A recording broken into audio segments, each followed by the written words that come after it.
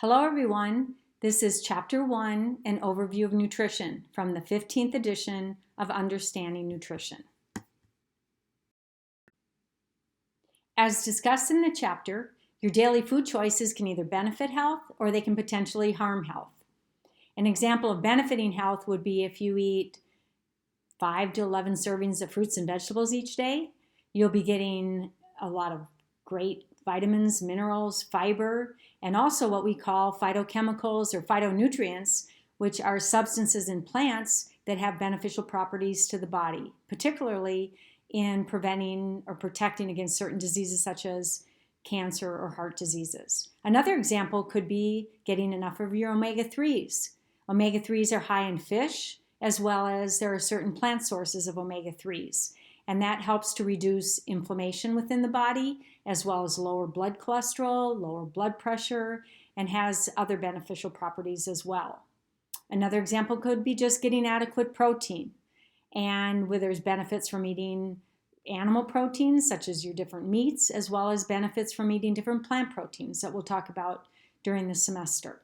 In terms of harming health, if we eat too much of certain nutrients, it can potentially harm our health.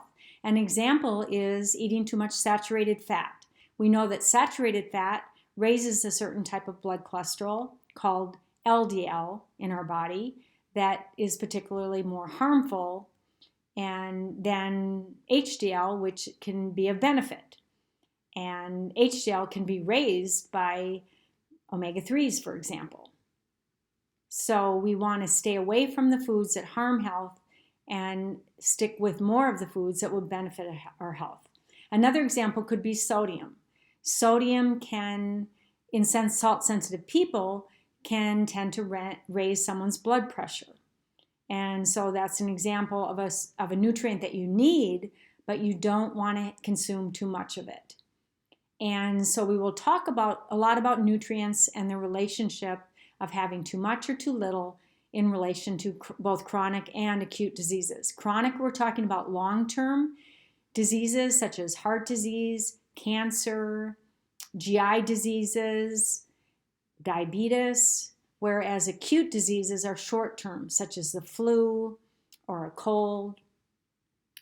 And then diet in this class, we're not referring to a weight loss diet or a particular fad diet. We're referring to the foods and beverages that one typically eats and drinks. Food choices are highly personal. The reason you choose the foods and beverages that you do might be much different than the reason somebody else chooses the foods and beverages that they do. For example, personal preference. Some people really like sweet foods and others like more salty foods, and some people like spicy foods and other people don't like the spicy hot foods.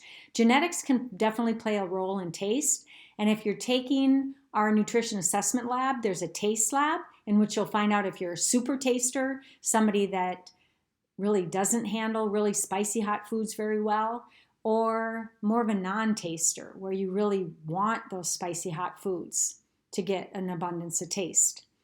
Habit is another reason people choose the foods that they do. It's really easy. If you just have the same breakfast every morning, you go to the same place for lunch, order the same food for lunch. So habit is a reason people choose the foods that they do.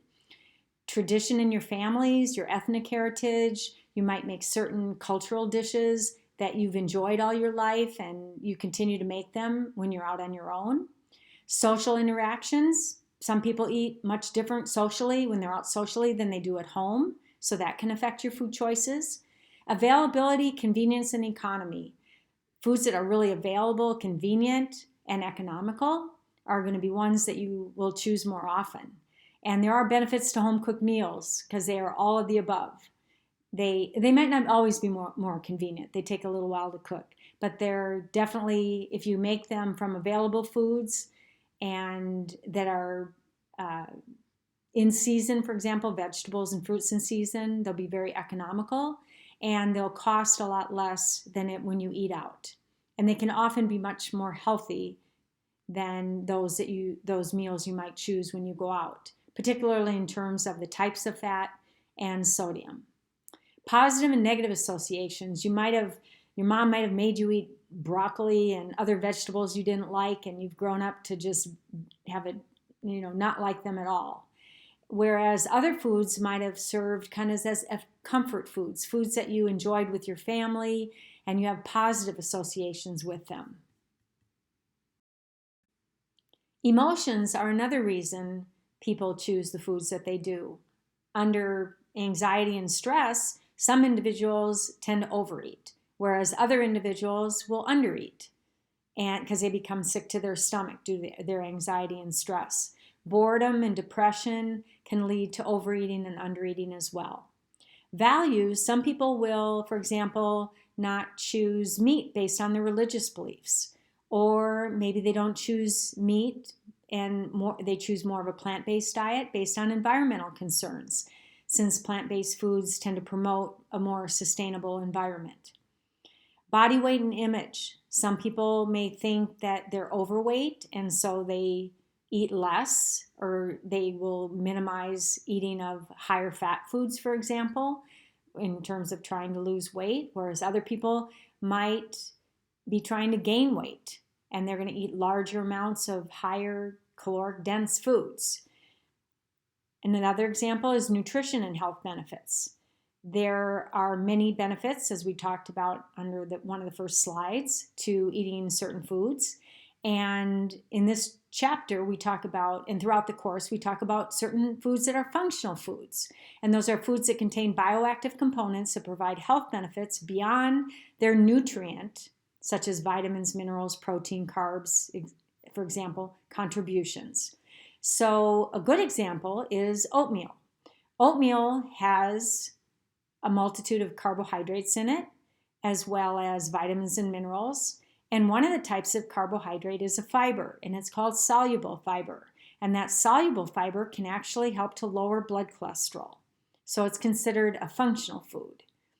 Another example of a functional food is beet juice. Beet juice has components in it that have been shown to lower blood pressure. So sometimes individuals will buy beet juice for that reason, to help. A cup a day has been shown to lower their blood pressure. Modified foods are considered those that might reduce fat, reduce sugar. They've been modified in some way to have a certain function that provides health benefits from that food. Fortification means adding nutrients or phytochemicals to fortify that food. For example, fortified orange juice is fortified with calcium and sometimes vitamin D. And those are that's a vitamin and a mineral that is not usually in orange juice, or it's not present in orange juice in any significant amount. So by adding it, that orange juice becomes, or fortifying it, that orange juice becomes an excellent source of calcium and vitamin D. Plant sterols are naturally present in some plant foods, but they're also added to foods such as, for example, margarine. Margarine with plant sterols in it has been shown to lower blood cholesterol. And food companies do this because many individuals will not give up their margarine or their butter. So, and margarine has in it certain fats that can raise blood cholesterol. So by adding plant sterols, it can help counteract that effect. So it becomes what's called a functional food. Phytochemicals are non-nutrient compounds. They're not actually classified as a nutrient because you can live without them, without many of them. And they're non-nutrient compounds found in plants, which may have biological activity in the body. Many of these act as what we call antioxidants. They fight against oxygen-free radicals, which we'll talk about later on in this chapter or the next chapter. And by doing so, as well as having other functions in the body, these phytochemicals, and they're often called phytonutrients too, can help to protect against chronic diseases such as cancer and heart disease. The definition of nutrients is chemical substances obtained from food and used in the body to provide energy, structural materials such as different tissues, muscle, and regulating agents, which could be something like enzymes, to support growth, maintenance, and repair of the body's tissues. And there are 6 classes of nutrients, which we're going to be going over in the next 2 slides. They are water, your vitamins, minerals, carbohydrates, fats, and proteins. And nutrients may reduce the risks of some diseases if they're eaten in the proper amounts or the recommended amounts. Essential nutrients are nutrients that you must get from the diet. They're essential. You cannot make these nutrients, so you must obtain them from food. And they're also called indispensable nutrients, and there's about 40 that are currently known.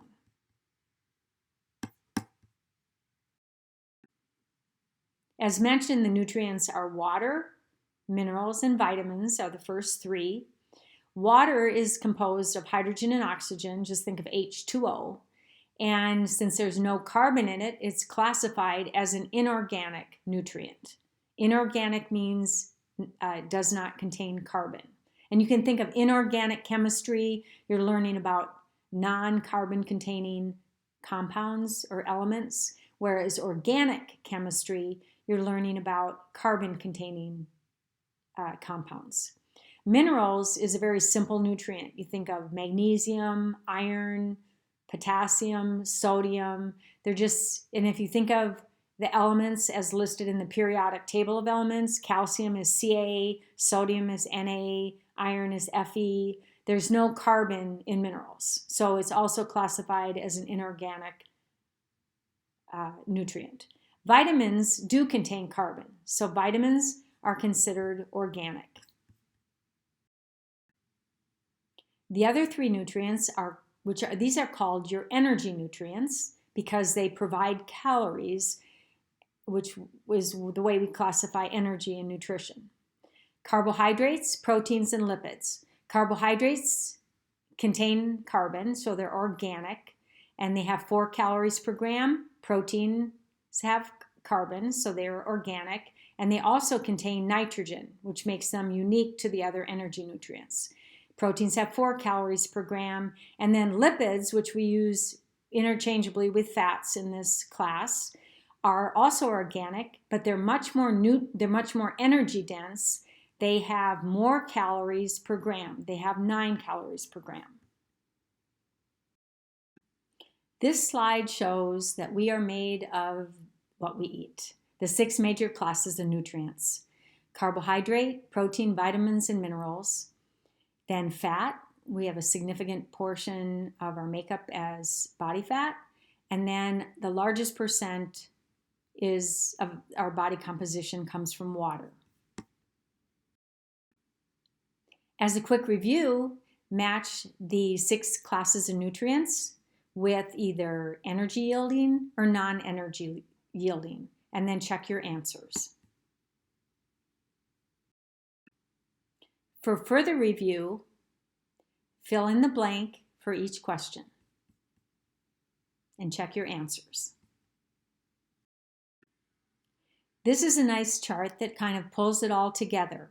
It shows you your 6 classes of nutrients: carbohydrates, lipids or fats, proteins, vitamins, minerals, and water, which ones are organic or carbon containing, and the 2 that are inorganic. Remember, minerals and water, which is H2O, does not contain carbon.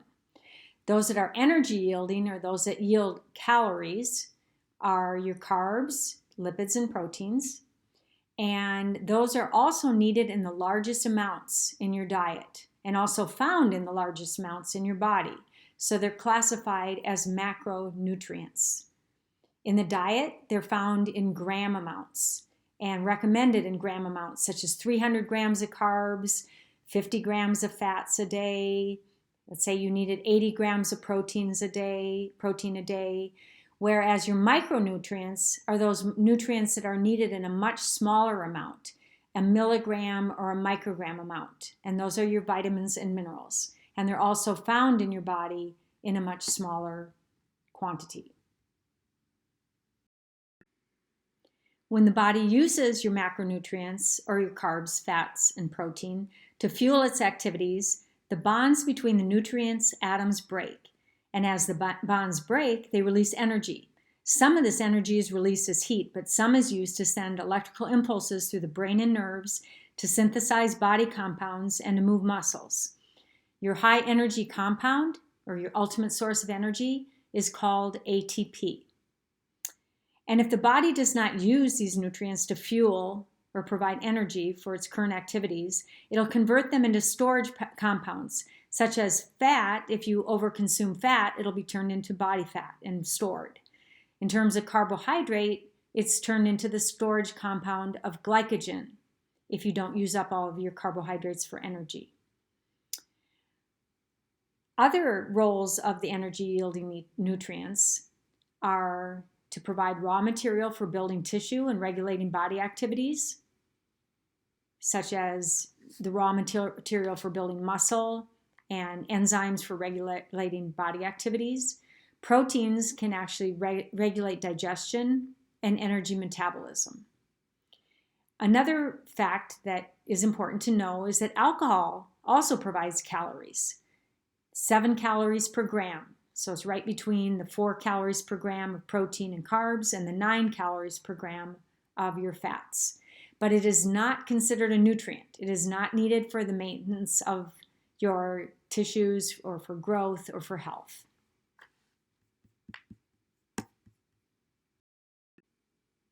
Energy density is a very important concept in this class. Energy, again, meaning calories. So caloric density of foods.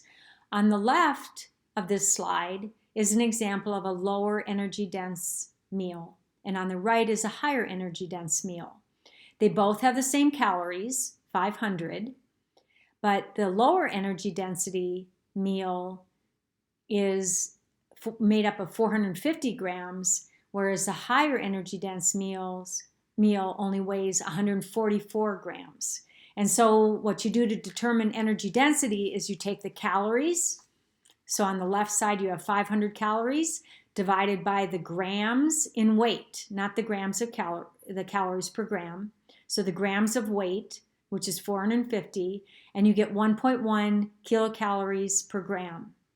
On the right side, there's a lot more energy packed into the grams of food or the weight of the food in those donuts. So 500 calories divided by just 144 grams of weight equals 3.5 kilocalories per gram.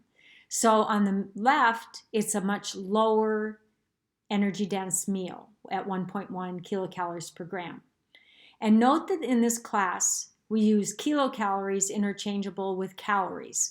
Technically, it is kilocalories, but in this class, just because it is an introductory class, we use them interchangeably. There are 13 organic vitamins. Organic, again, meaning carbon containing, and each has a very special role that we'll learn about in a later chapter.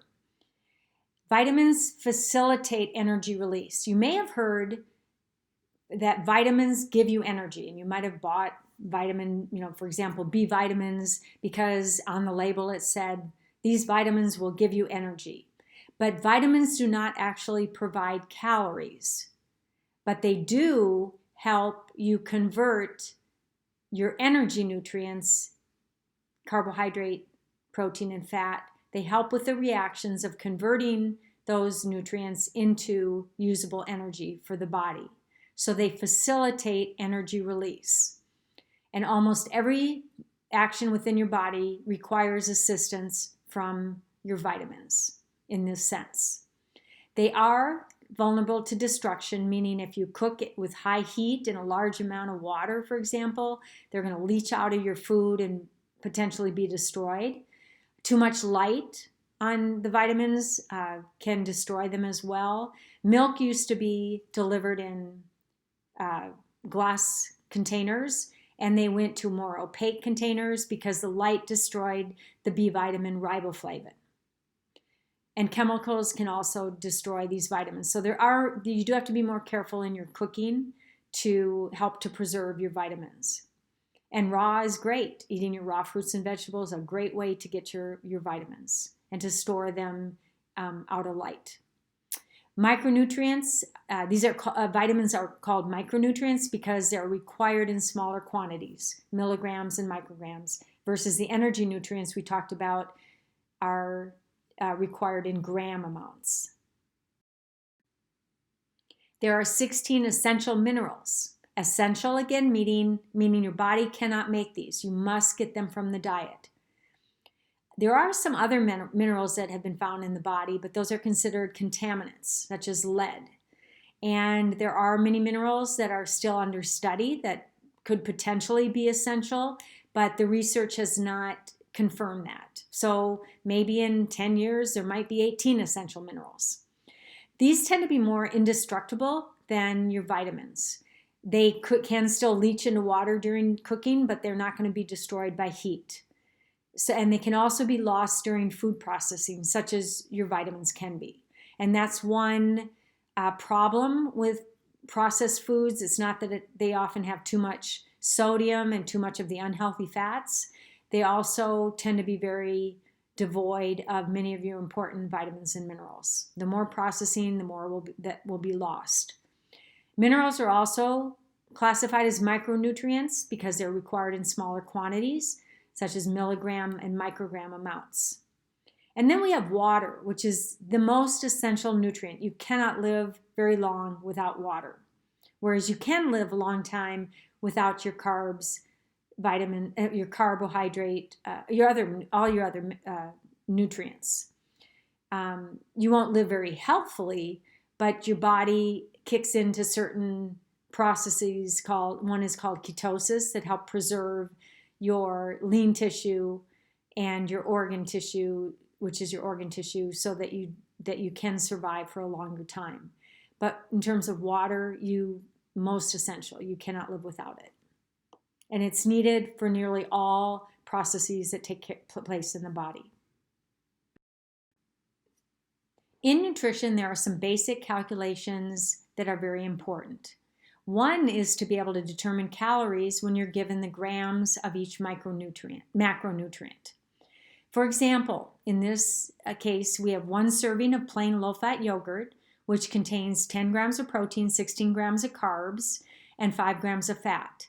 And from that, you can determine the number of calories that are in that plain low-fat yogurt.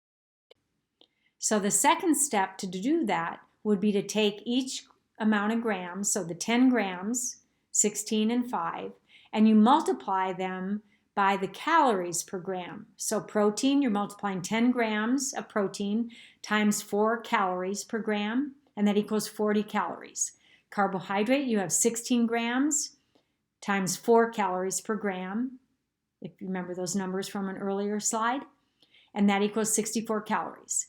Fat, you have 5 grams. Remember, fat is more calorie dense per gram. So 5 grams of fat times 9 calories per gram equals 45 calories. You add those 3 up and you have a total of 149 calories in that plain yogurt. Another calculation is to determine the percentage of total calories for each macronutrient. So in the example, if you have 40 calories of protein, you divide that by the total calories, which is 149, multiply by 100 to get the percent. So that yogurt had 27% of its calories as protein. If you have 64 calories of carbs, you divide it by the total, again, 149 times 100 to get a percent, and that yogurt was 43% carbohydrate. Fat, you take the fat calories, which was 45, divided by the total calories, which was 149, times 100 to get the percent, and that yogurt had 30% fat. And these percentages should add up to about 100%, and so that's how you can check your math. However, sometimes they don't quite add up perfectly because in real life, those 449 numbers, the 4 calories per gram for carbohydrate and protein and the 9 calories per gram for fat, are not exactly 4, 4, and 9. They're actually 4 point something and 9 point something. So for ease of calculating at this introductory level of nutrition, they round the numbers off. So the percentages should be very close to 100%, if not at 100%. To calculate energy density, as I showed you in a prior slide, you take the calories divided by the weight in grams. So to determine the energy density of that yogurt, you take 149 calories divided by the weight, which was 227 grams, and the energy density is 0.66 kilocalories per gram. You're now ready to complete the first calculation assignment given under modules in Module 1. You can either do it now or you can wait until the end of the PowerPoint.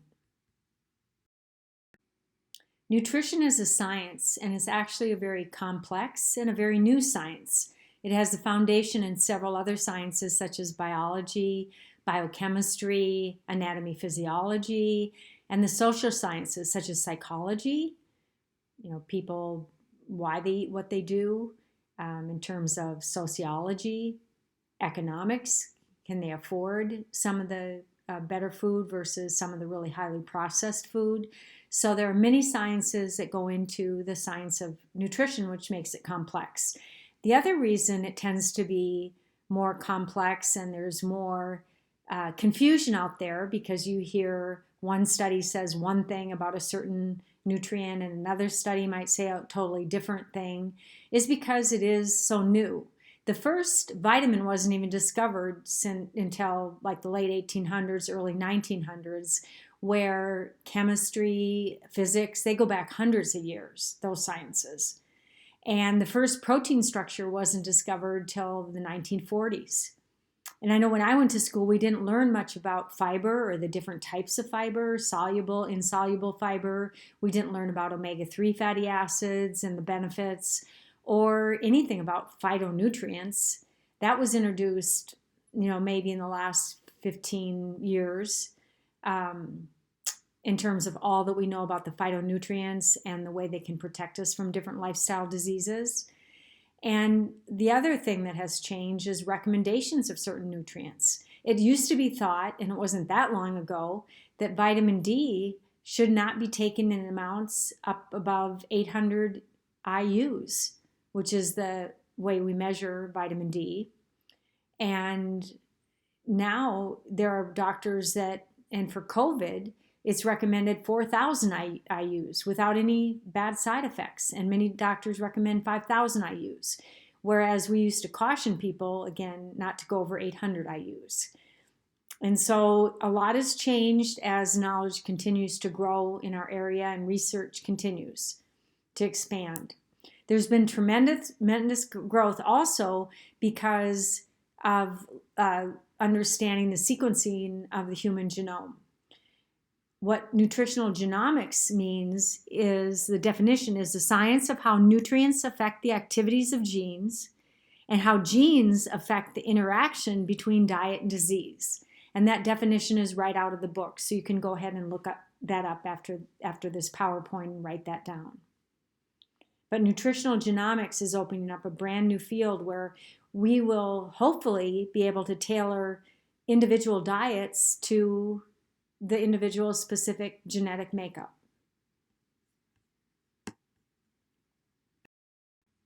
By conducting credible research is how we continue to learn more nutrition information.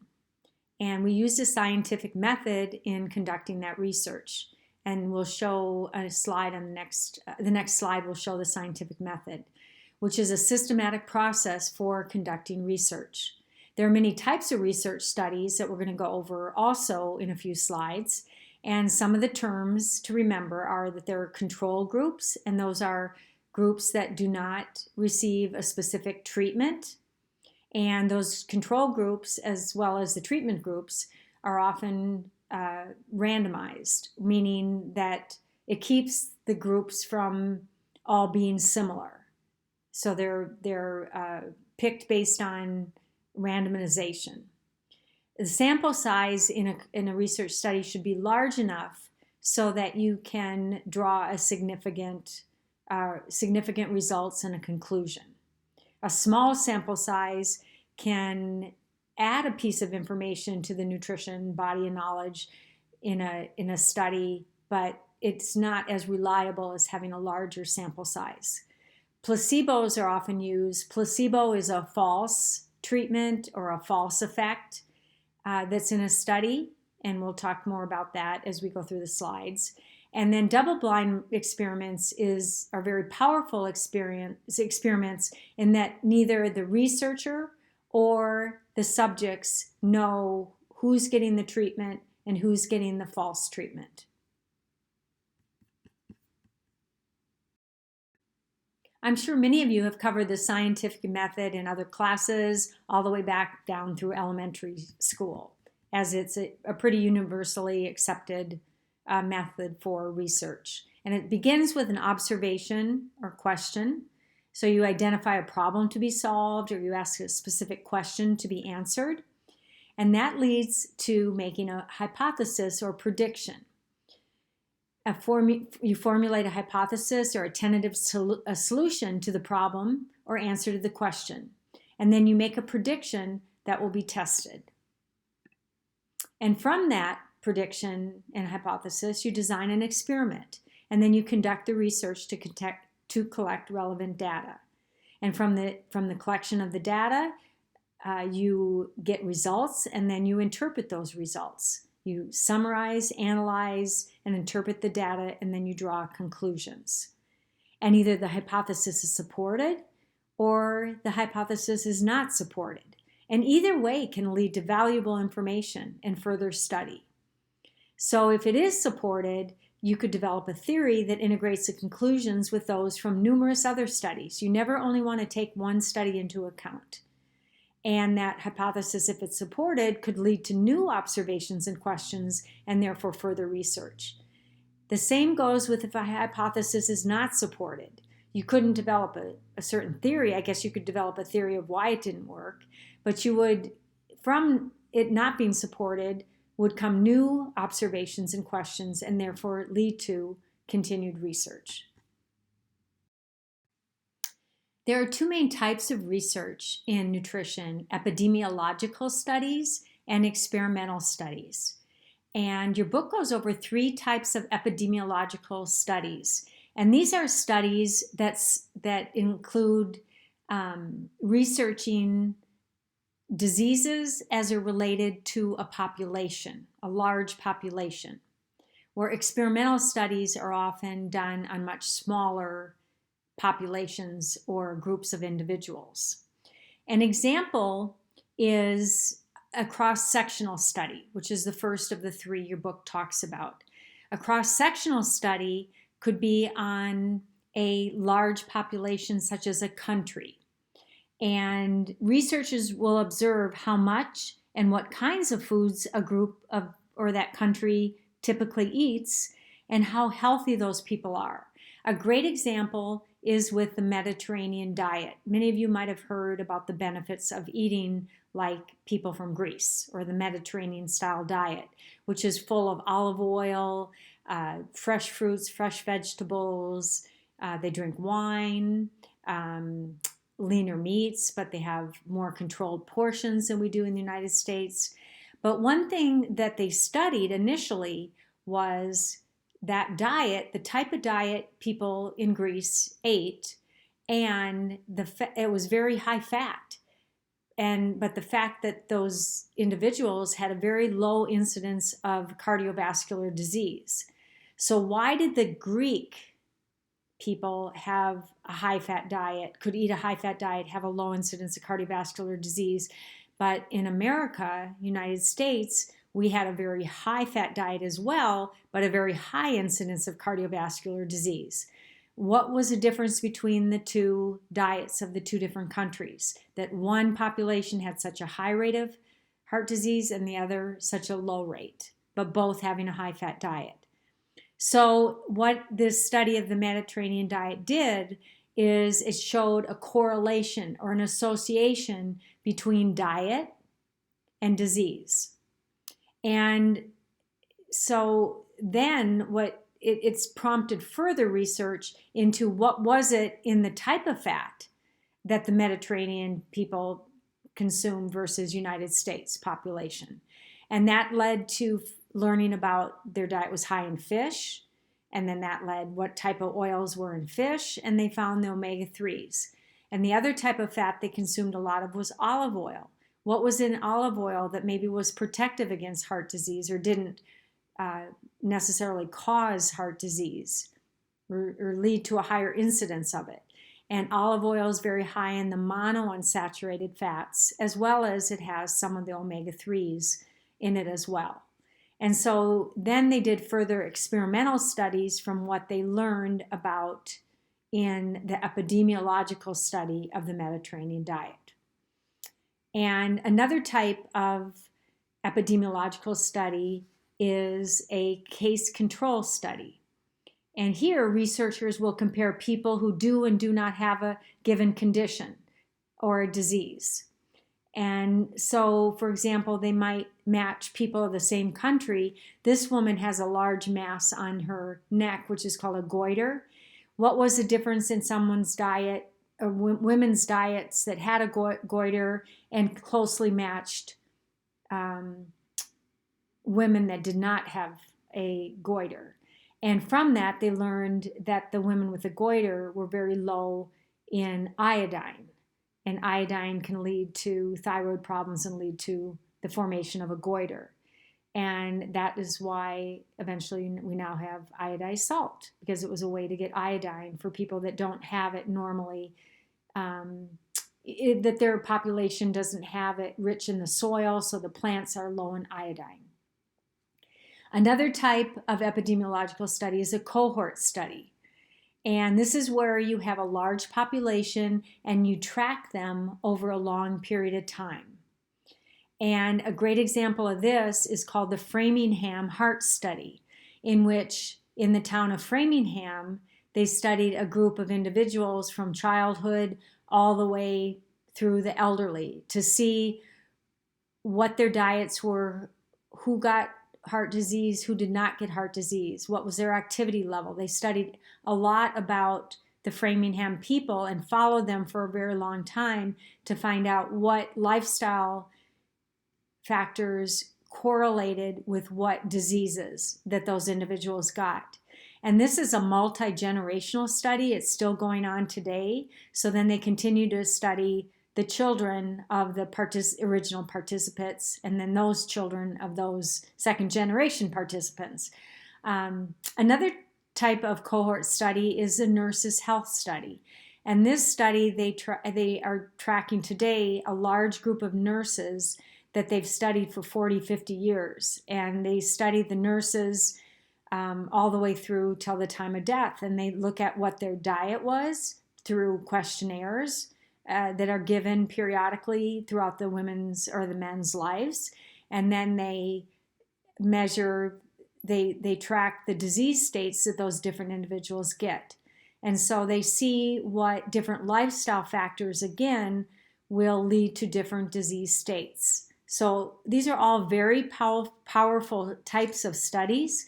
However, a weakness is you cannot prove cause and effect. You can only prove or show associations or correlations between diet and disease. You cannot prove cause and effect from epidemiological studies. The next type of research are experimental studies, and those can be laboratory-based animal studies done on maybe mice or little pigs, or all different types of animals, or laboratory-based in vitro studies, or human intervention, or what we call clinical trials. And these types of research studies are very powerful in that they are much apt to help prove cause and effect. The things that you have to be really careful about is you cannot apply results from test tubes or animals to human beings. So you have to take that into consideration. It leads to a piece of the puzzle, but you cannot apply directly cause and effect from animals or test tubes to humans. And you also have to be careful of generalizing findings from either just one study, or if the study was only done on a population of men, or only on women, or only on children, or only on athletic people. So again, you can find out a cause and effect in a study, and then you want to repeat the study on different populations before you can apply that knowledge and the results to a different population. And it makes the studies more powerful the more studies that are done. It makes the results more powerful and the conclusion more powerful the more studies that are done.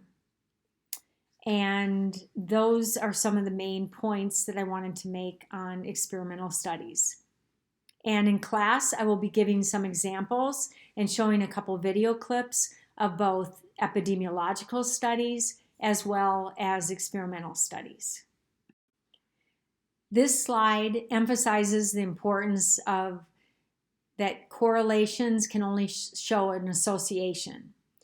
And if there's a positive correlation, it's not always a desired outcome, such as if you found out that a high saturated fat diet, the more saturated fat someone ate, caused an increase in heart disease. That's a positive association or positive correlation, but it's not necessarily what you want to see.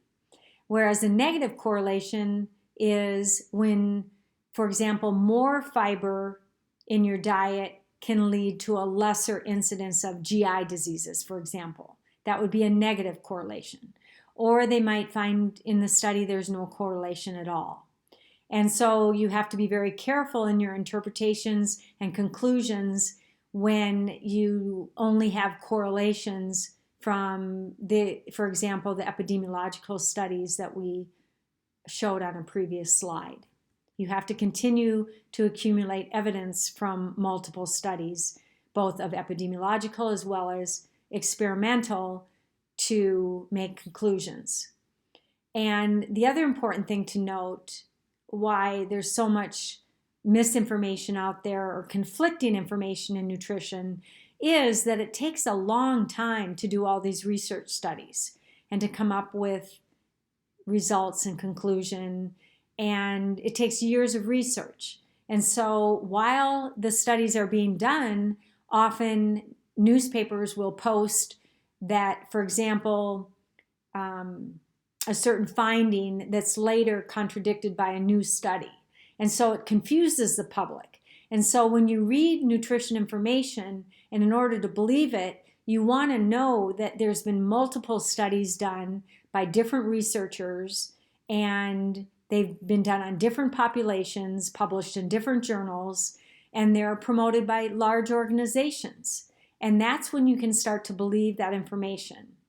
And for example, information is very new on certain phytochemicals or phytonutrients. And there's one in particular called lutein that is very beneficial for preventing different eye diseases. It's called lutein. And it's originally, when they started studying lutein, they couldn't make any solid conclusion. But now there are so many studies that have been done on that certain phytochemical that comes from orange-colored fruits and vegetables or dark green fruits and vegetables, that we can pretty much with confidence recommend that we all have dark greens, orange-colored vegetables, and possibly take a supplement of lutein, especially if we had different eye diseases in our family. So that's an example. Another example might be with sodium. For years, it wasn't known for sure if sodium was causing high blood pressure. And there really is just a correlation still, an association between higher sodium diets and higher blood pressure. But there's a very strong association based on many years of research. And we find that certain people are more salt sensitive to others. But that's another example of a positive correlation, more sodium and higher incidence of high blood pressure or hypertension.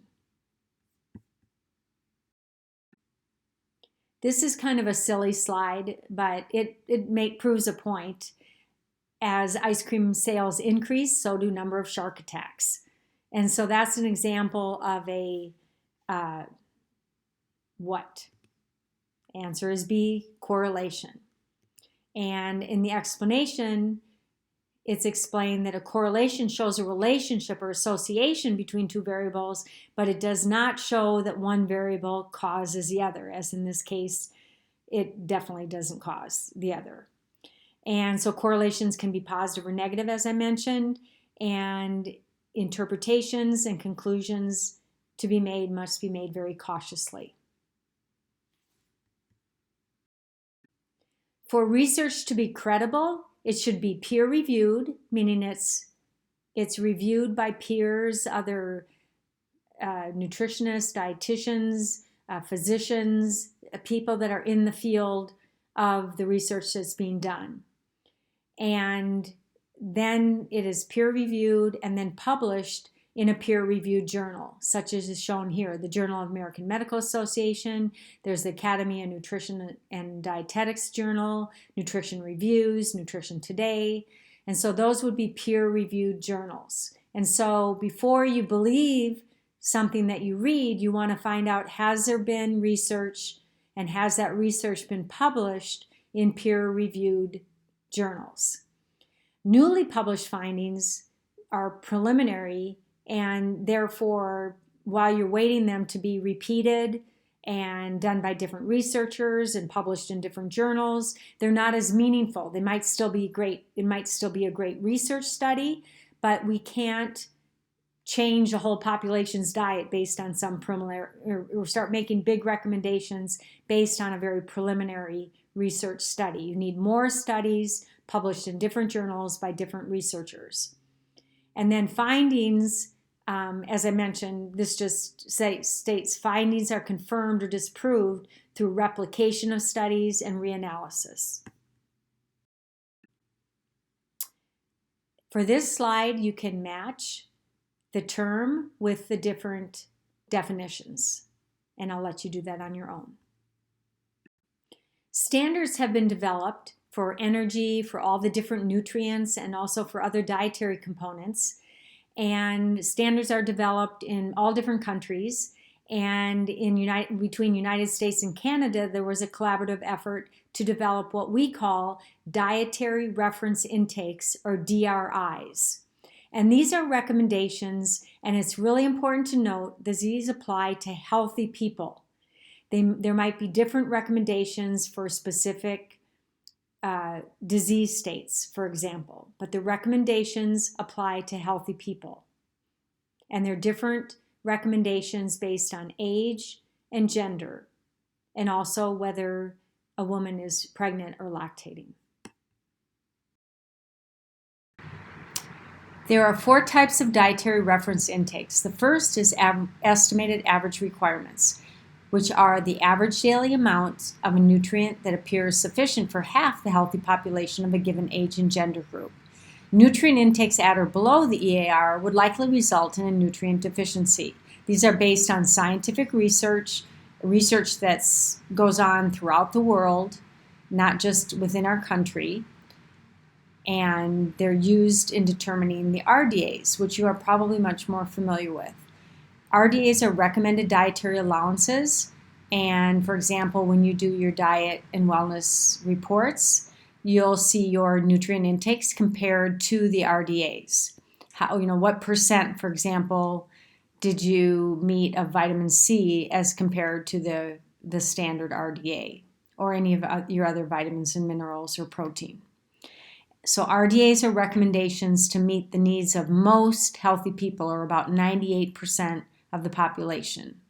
And they're the goals for dietary intake by individuals. So you're always trying to achieve at least your RDA of each of the nutrients. The third type of dietary reference intake is called adequate intakes, or AIs. And when there is insufficient scientific evidence to determine an EAR or an RDA, so let's say the researchers just can't agree on the amount of vitamin C we really need, or the amount of calcium that a certain age and gender population needs, then an adequate intake is set. So it's not quite as strong as the RDA recommendation. And the AI is used as a guide to recommend the nutrient. It reflects the average amount of a nutrient that a group of healthy people consumes, and it's expected to exceed average requirements. The last type is called tolerable upper intake levels, or ULs. And think of this as just the maximum daily amount of a nutrient that is safe. And that's for most healthy people. Anything beyond that UL that someone takes, let's say they took a supplement of vitamin D, and the UL is currently, I believe, 4,000 or 5,000 IUs. If someone starts taking 8,000 IUs or 10,000 IUs, there's a high potential of having adverse effects. Another example can be with vitamin C. A lot of you might take vitamin C. Go home and look at your bottle. How much is on there? The RDA for vitamin C is right around 70 milligrams a day. And many people might take way above that. I know people that take 500 milligrams. That's a very normal amount.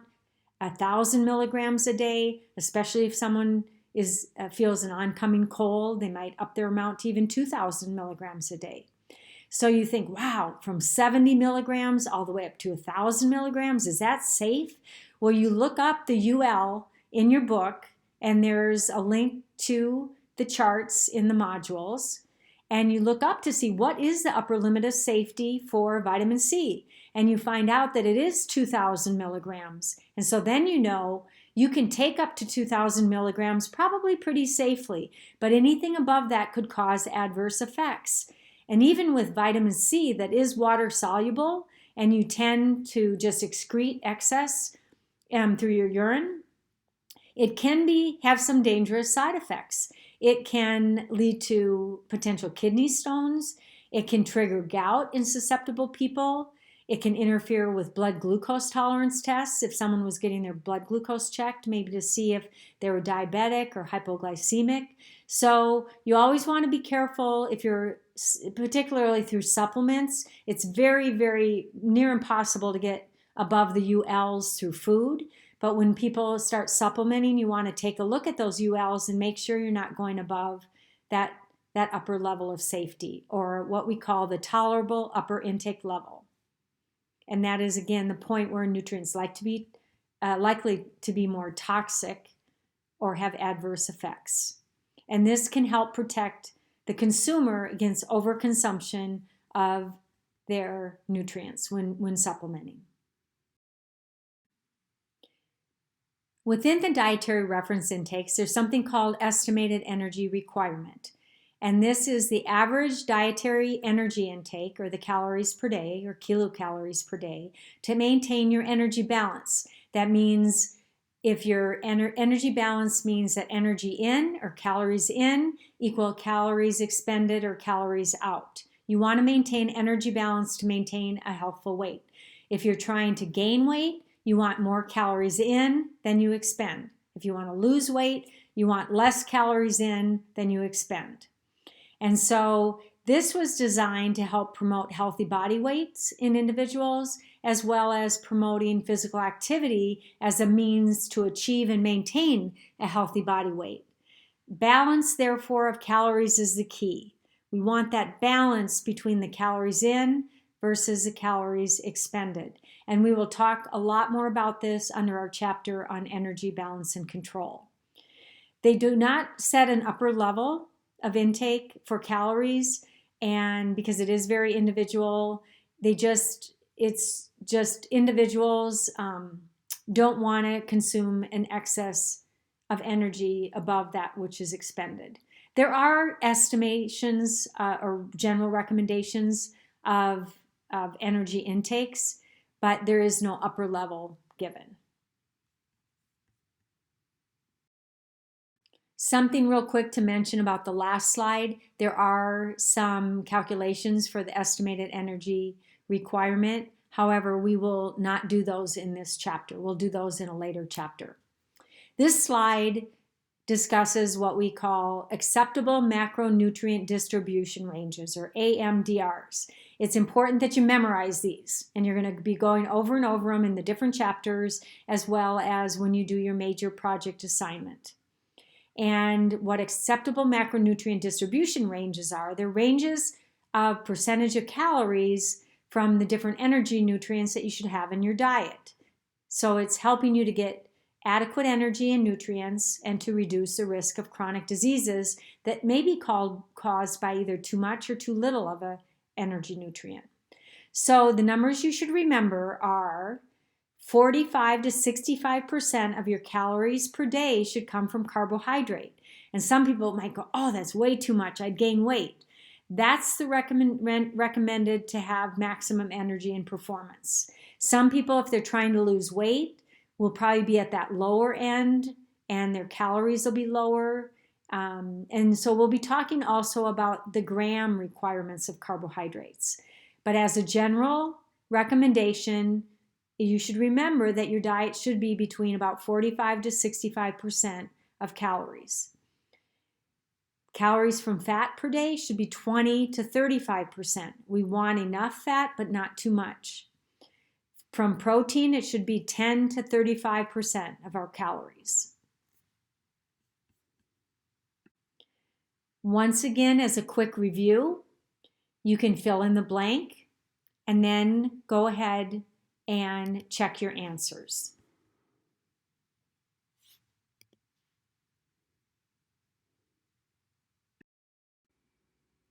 This slide compares the EAR with the RDA. And as we mentioned, the EAR is the estimated average requirement for a nutrient, and it's the amount that meets the needs of about half of the population. So individual A and B need less, and individual C needs more, and the estimated average requirement is set right at half of the population's needs. Whereas the RDA, if you look at the graph to the right, is set high to meet the needs of practically all healthy people. And so, for example, in the case of vitamin C, individual A might need a certain amount, individual B might need a lesser amount, whereas individual C might need a higher amount of vitamin C to maintain their nutritional status of vitamin C, to maintain their tissue stores of vitamin C. Genetically, we might just have a little bit of differences. But the RDA is set high to meet the needs of all those individuals. And so RDA is not set at a minimal level or just to barely prevent a deficiency disease. It's set high to meet the needs of practically all healthy people. This slide shows, again, an accurate view of the RDA. The RDA, if you look at the column to the left, is an inaccurate view of it. It's not just set minimally, whereas if you get slightly below the RDA in terms of intake, that you're going to get a major deficiency disease. The RDA is set with a margin of safety. And so you look at the column to the right, you see that the EAR is set a little bit lower. It meets half the needs of a population, where RDA is set high with a margin of safety. So we recommend on the average to get the RDA. So when you look at your printouts, your diet and wellness reports that you'll be doing in this class, if you don't meet the RDA for a certain vitamin every single day, you're not going to get a major deficiency disease. You want to meet it on the average. To be most healthful, you would want to meet it every day. But again, it's a recommendation that has this margin of safety. The AI, again, is when there's not enough evidence to establish an RDA. So they're shown together on this column. The UL is set high, where above the UL, there's a chance that adverse health effects could occur. Once again, to test your knowledge, you can match the energy nutrient with the AMDR, or acceptable macronutrient distribution range, and see if you got them correct.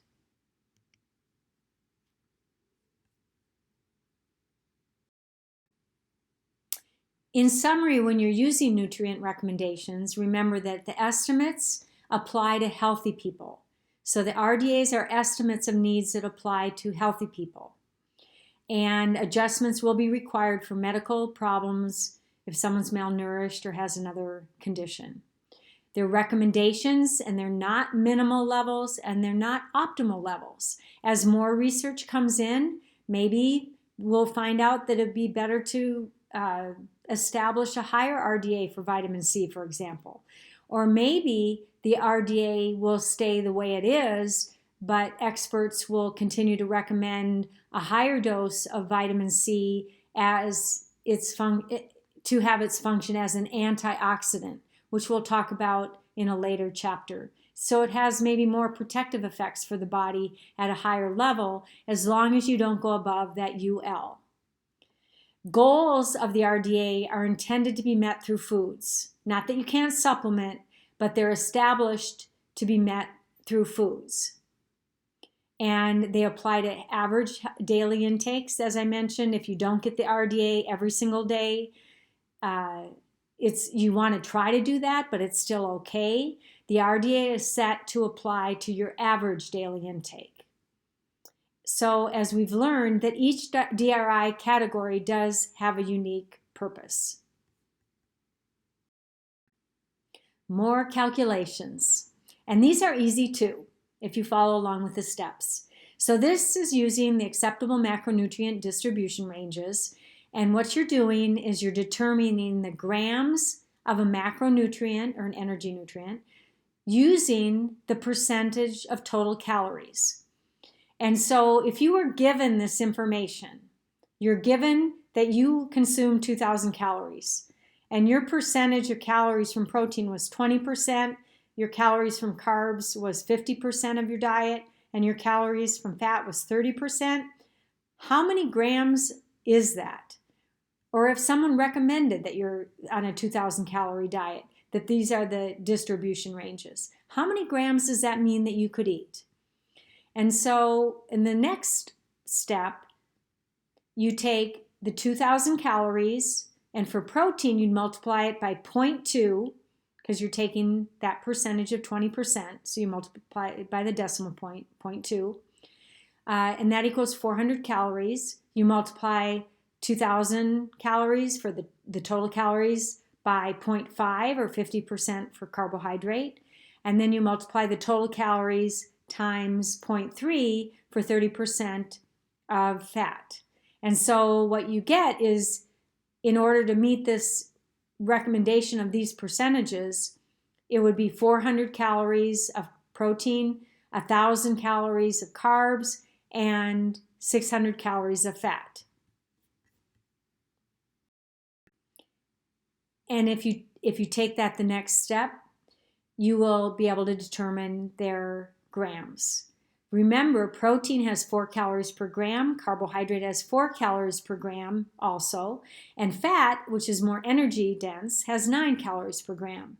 So then you just take the calories of each energy nutrient and you divide it by 4, 4, or 9. And therefore, you end up with the grams of each energy nutrient. So for those of you who don't like math or don't think you're good at math, practice the steps. And there's also an in-class activity, number 2, that is in Module 1, that is walks you through the steps, and you can complete that now that you've had this lesson in the PowerPoint. There's also charts in your book to describe how to do these calculations. Nutrition assessment is the next topic in this chapter. And it's important to note that deficiency or excess over time leads to malnutrition. So undernutrition and overnutrition is considered malnutrition. We often think of malnutrition as just being too little of nutrients or too not enough. But malnutrition can also be defined as overnutrition. There are primary deficiencies or primary reasons for malnutrition. There's also secondary deficiencies or reasons for malnutrition. A primary is a lack in the diet. So a lack of a specific nutrient in diet. A good example is iron deficiency anemia. The iron deficiency anemia can be caused from just a lack of iron in the diet. It could also be caused from a certain disease state, such as celiac disease, in which there's malabsorption of nutrients. In celiac disease, individuals also often eventually get iron deficiency anemia if the celiac is not tended to, meaning the person needs to follow a gluten-free diet if they have celiac. And if they don't, a secondary deficiency is both iron deficiency anemia, often lactose intolerance. So there's many secondary deficiencies that can occur to disease states. Symptoms of malnutrition can include a variety of things. They can include GI problems such as diarrhea or constipation. They can include skin rashes. They can include fatigue. And note that skin rashes and fatigue and diarrhea can all be due to other things too. So it's careful that your physician or practitioner is putting it all together. They look at multiple symptoms of malnutrition before the diagnosis takes place, because fatigue could be just due to lack of sleep or a lack of water. Skin rashes could be due to allergies.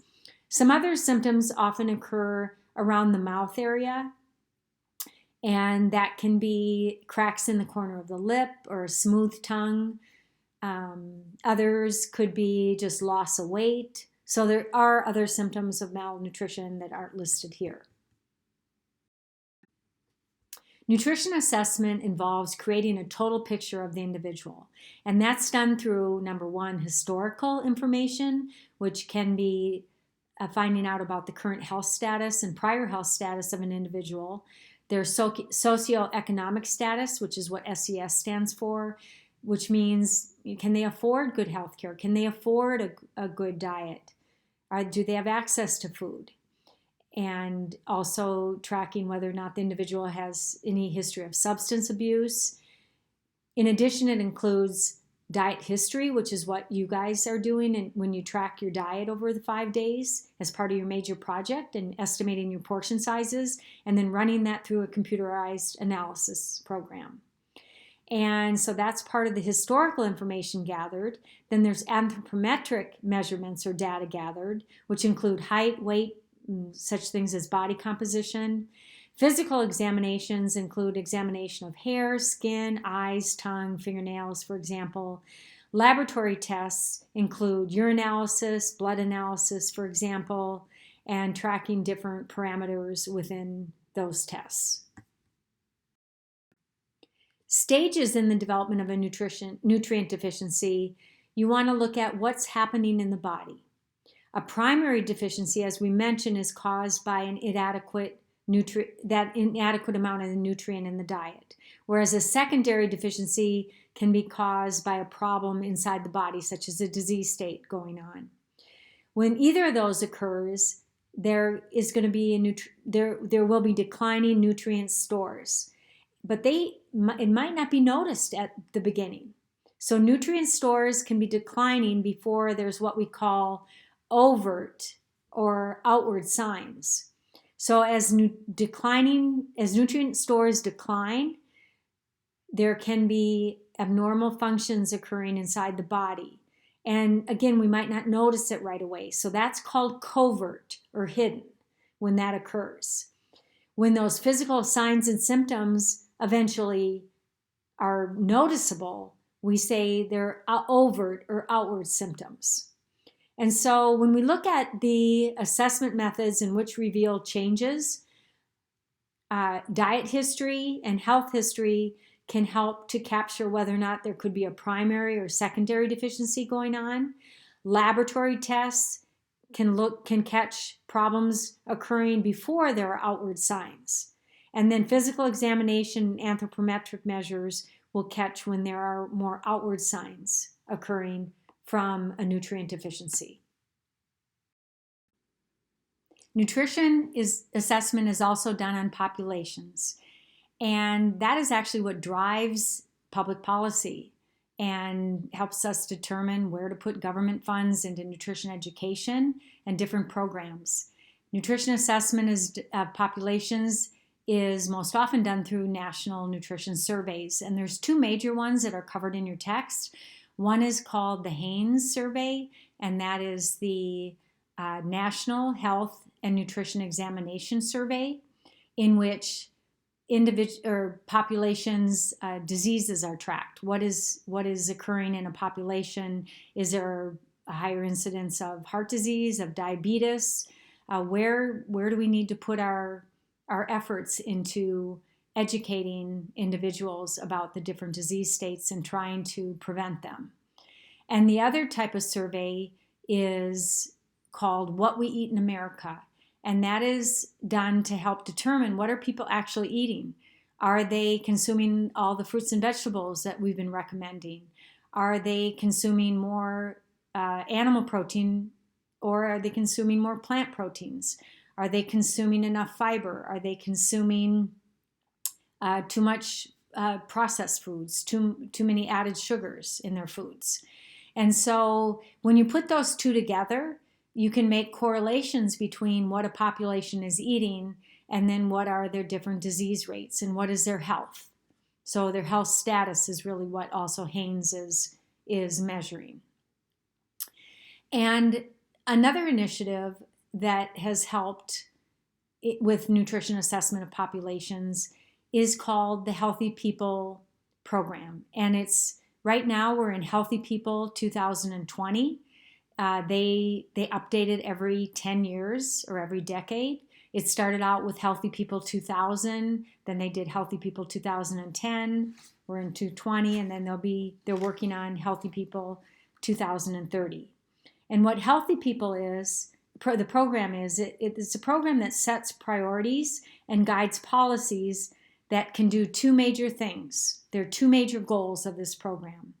And it's to both increase the quality and then years of a healthy life. So we don't want people to just lead a long life. We want them to lead a high quality and a healthy life. So that's the first goal of the Healthy People Program, to increase the quality and the years of a healthy life. The second major goal or priority of the program is to eliminate health disparities. And both of these are given right in your book. So to eliminate health disparities. And that means that all people have equal access to good health care, and all people have access to healthy foods. And so there is not a discrepancy among health care or access or food access between people of different backgrounds or of different communities. And so what is done with this program, the Healthy People 2020, is there are major goals set, not just in nutrition, but also in multiple different areas that lend itself to a healthy lifestyle, such as setting goals in terms of tobacco use, in terms of alcohol use, in terms of access to health care. And so major goals are set, and then objectives are set to help meet those goals. So in your book, you can take a look at the Healthy People 2020 and information about the upcoming 2030 program. I'm also going to show some information about those initiatives in class. And you can look at also the nutrition goals that have been set and the objectives to meet those goals. As I've mentioned, food's role in health is vital in terms of preventing many chronic or what we call lifestyle diseases. 7 out of 10 deaths in the United States are due to chronic or lifestyle diseases. And 85% of U.S. healthcare costs also go towards chronic or lifestyle diseases. And these formulate in an individual due to multiple factors over multiple years. It's something that just doesn't happen overnight. This slide shows the top 10 leading causes of death in the United States. And again, this is pre-COVID. It was also published in 2012. The prior list from 2012 was very similar, though. So I'm assuming it hasn't changed a lot, although one of the causes is not on here, which is abortion. 4 causes of death, which are in bold, are strongly linked to nutrition, and those are heart disease, cancers, strokes, and diabetes. So you can see out of the top 10 causes of death in the United States, 4 are linked very strongly to nutrition, and therefore there is something, we can make changes to help combat those top causes. Risk factors for disease tend to both persist over time as well as cluster, and this is for chronic lifestyle diseases. For example, if somebody has higher blood cholesterol, it might be because their diet isn't great, and that they might also end up having higher blood sugar and higher blood pressure. And then they might carry more weight in the middle, which we call central obesity, because they're not exercising enough. And as these persist over time is what often causes these lifestyle chronic diseases. So the risk factors tend to cluster together and persist over time, leading to the chronic diseases. And as well as the risk factors clustering, the diseases tend to cluster. Once someone has these risk factors and has hypertension, then they also might get diabetes, cardiovascular disease, and have a cluster of diseases. It's believed through research that 50% of people are physically inactive in the United States. And all we really need to do is get walking. And the risk factors, for example, for cardiovascular disease are cut in half if people would just get out and walk every day. And so just getting up off the couch, not being sedentary all day long, can have a huge impact on people's health. And the more they exercise, they'll become more fit. But health risks decrease tremendously by just being a little bit active. 60% of people are believed to be overweight and obese, and this is measured by body mass index. And we'll talk about this more in our chapter on energy balance and weight management. This last slide just shows that poor diet and inactivity are a leading risk factor in many chronic diseases. The next section in this chapter, chapter 1, is the highlight, and I will be going over that next. Highlight 1 is on nutrition information and misinformation. It's hard to know often what's true and what isn't true when you're searching for nutrition information on the internet. It's hard to know what information is valid. So you want to look at who is providing the information, what are their qualifications, which we'll go over in a minute. And on the internet, there's just no guarantee that the information is accurate. One of the most reliable websites for scientists that they use is the U.S. National Library of Medicine, or PubMed. And your book talks more about this. It also gives you some guidelines about a tutorial to learn how to use that website efficiently and effectively. Some of the things to look for when you're trying to evaluate and critique a website as to whether or not it's valid, reliable or not, is who's responsible for the site. Is it staffed by qualified professionals? And you can look for the author's names and credentials. And then have any experts reviewed the content for accuracy, or was it peer reviewed? In terms of when was the last site updated? Or when was the site last updated? And nutrition is just an ever-evolving science, as we've mentioned. And so the sites need to be updated on a regular basis. And where is the information coming from? If you look at sites that end in gov, edu, or org, they generally do provide reliable information. There's always politics involved, but they do provide more reliable information than a commercial site or a .com.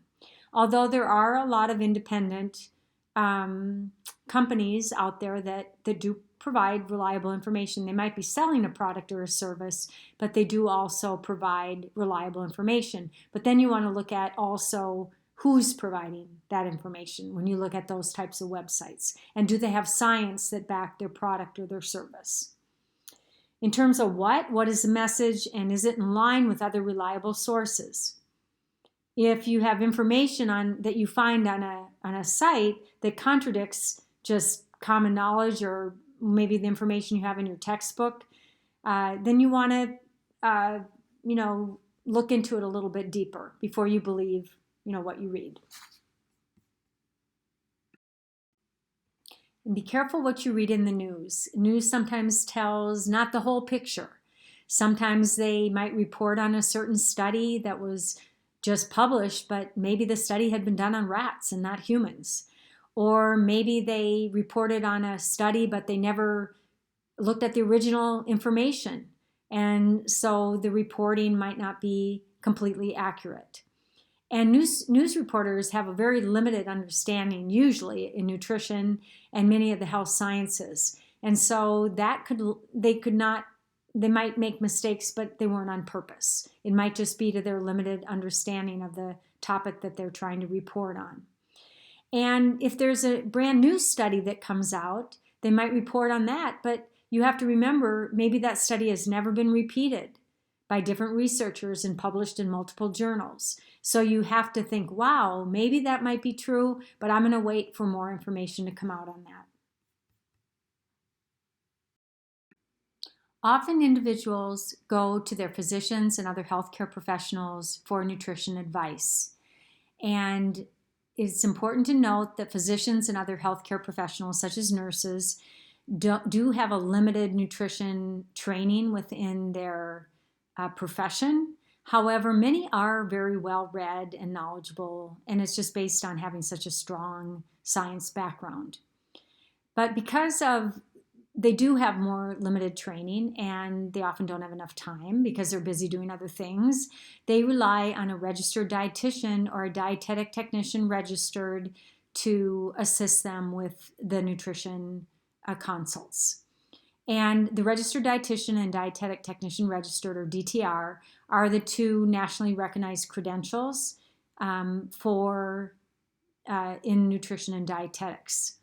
And sometimes the RD is called RDN, which stands for Registered Dietitian Nutritionist. And instead of DTR, it's NDTR, which is Nutrition and Dietetic Technician Registered. You can think of it like this. Think of the relationship between an MD and a PA. The PA, or physician assistant, can do about 80% of what an MD can do, but needs to work in partnership or under the supervision of an MD. The same thing goes with an RD and a DTR. The DTR can work on their own and consult on their own, but they should have a RD they could refer to. And they can do about 80% of what an RD can do, but some things are out of their scope of practice. So they need to work in partnership or under the supervision of a registered dietitian. An RD requires a 4-year degree and then an internship.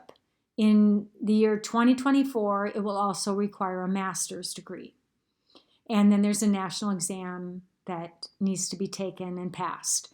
And then they are required to do continuing education activities of about 75 hours every 5 years to maintain their credential. Some states, in fact, every state I think except Arizona, has licensure. So dietitians are licensed in every state, but we don't have it here in Arizona. We're working on it. In terms of the DTR you can get you can get that through one of two pathways. You can get a 4-year degree in dietetics, and it must be an accredited dietetics program, and then you're eligible to take the DTR, the national DTR exam. The other way is the program that we have here at Paradise Valley Community College, and that is a 2-year associate in applied science degree in which students complete a minimum of 466 supervised practice hours or practicum hours during the course of the program. So they work in the area of community nutrition, food service management, and clinical or medical nutrition therapy. And so it's similar to what the RD gets as an internship, but DTRs, diet tech students in our program get it as part of their degree. Once they complete our degree, they're eligible to take the national exam to become a DTR or NDTR. So, and then what happens is students or graduates can work as a DTR while they're going on to get their 4-year degree. And some of our students will go on in other things, like maybe lifestyle coaching, or they go on into exercise science, or they go on to become a registered dietitian, or they might go on in health promotion. So but then they have the credential after 2 years, so they can be legally practicing nutrition. An exercise science major or someone that becomes a personal trainer often does provide nutrition advice, but legally they should not be. They are allowed to provide nutrition information, but they should not be doing, formal consults, and that should be left to the RD and the DTR. You have to be careful about what credentials you see. The DTR and RD, as I mentioned, are nationally recognized credentials. There are institutions out there that aren't accredited, so you want to look for a college that's accredited, such as the Maricopa Community Colleges are all accredited by the Higher Learning Commission. There are colleges and schools that are what are called diploma mills. You basically buy your degree, and you guys are probably going, okay, where do I do that? But no, those are, and it's true, this dog here earned a PhD, I think, by his owner sending in for the degree. So you have to be careful of that, especially in nutrition. There's a lot of fraud that can occur in nutrition. People can say they're a nutritionist if they took one nutrition class, or if they didn't take any classes, they can say they're a nutritionist. So again, you want to look for that RD, DTR credential in terms of who is credible to give advice in the field. There are several red flags of nutrition quackery or misinformation, and the next slide shows those. If you're buying a product, you want to look at, one, is there really science behind that product? Are there peer-reviewed articles that were published in a peer-reviewed journal?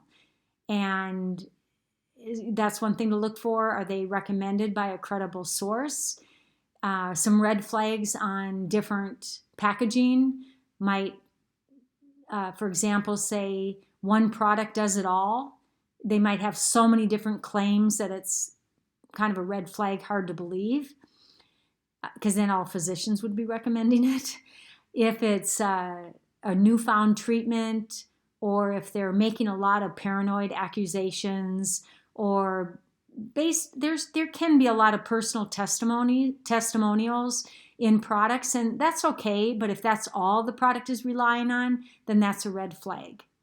Sometimes they have some meaningless medical jargon on there, such as beats the hunger stimulation point, which there's no such thing, so you want to be careful of that. And that's why you guys are taking this class, so you can decipher what is true terminology in nutrition and what's meaningless. Natural is just, again, something to watch out for. Sometimes they use it to promote products that aren't truly natural. And quick and easy fixes, because again, there's not a lot of research behind really any quick and easy fixes. It's often a long time commitment to healthy lifestyle habits. So that's the end of Highlight 1 from Chapter 1, and I will see you in class.